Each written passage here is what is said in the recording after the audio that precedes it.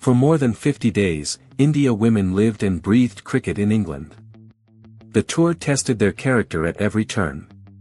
They lost the T20I series, missed out on a place in the knockout stage of the ICC Women's T20 World Cup, and faced criticism along the way. But when the final chapter arrived, they chose the grandest stage of them all to answer every doubt. The home of cricket became the home of history.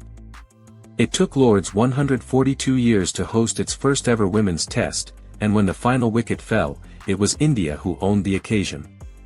Harmanpreet Kaur's side dismantled England by a colossal 270 runs, delivering one of the greatest victories in the history of women's test cricket. The triumph also added another glorious page to India's legacy at Lord's. Across men's and women's cricket, only 4 Indian test teams have conquered the iconic ground: Kapil Dev's side in 1986, MS Dhoni's in 2014, Virat Kohli's in 2021, and now Harmanpreet Kaur's women in 2026. Their names now stand together in cricketing folklore. India seized control from the very first session. England's seamers struggled to find rhythm with the new ball, and Smriti Mandhana punished every mistake with elegant stroke play. Her fluent 83 laid the perfect foundation as India marched confidently to 285 in the first innings. The middle order ensured the momentum never faded. Captain Harmanpreet Kaur led from the front with a composed half-century, while Deepti Sharma produced another vital contribution. Together, they turned a promising start into a commanding first innings total. Then came the spell that changed the match forever. Young fast bowler Kranti God ripped through England's batting with breathtaking pace and accuracy, claiming 5 for 37 as the hosts collapsed for just 170.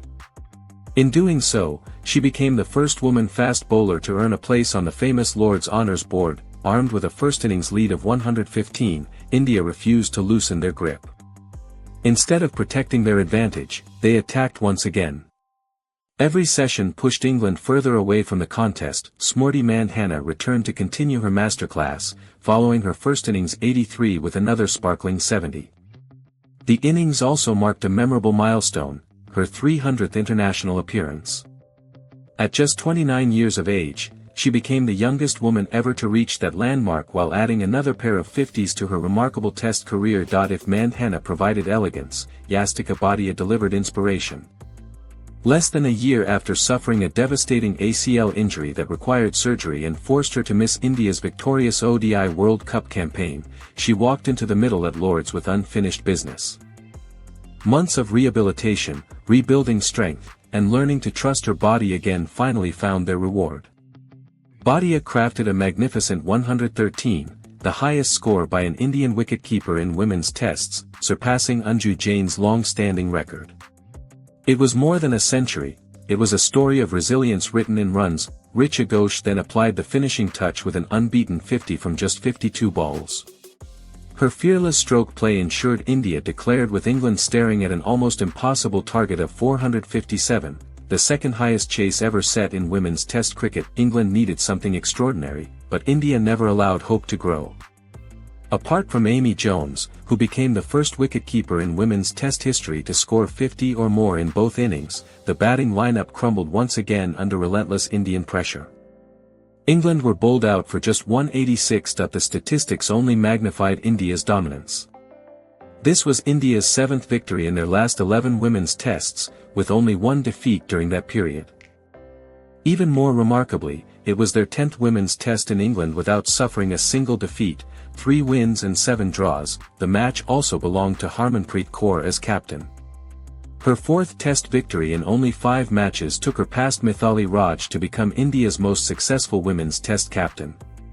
Only Australia's Lynn Larson has recorded more wins as a captain in the history of women's test cricket. Kranti God's overall figures of 7 for 91 became the second best by an Indian woman in a test in England.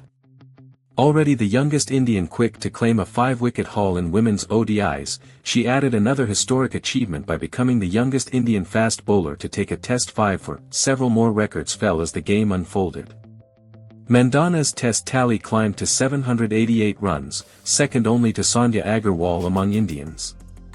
She and Shafali Varma registered their 7th 50-plus partnership in tests, the highest by any opening pair in the history of women's test cricket. When the celebrations finally began, they were about far more than a single victory.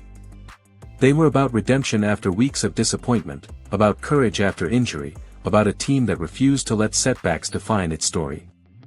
On the very first day women's Test cricket arrived at Lord's, India ensured that history would forever remember who truly conquered the home of cricket. 32561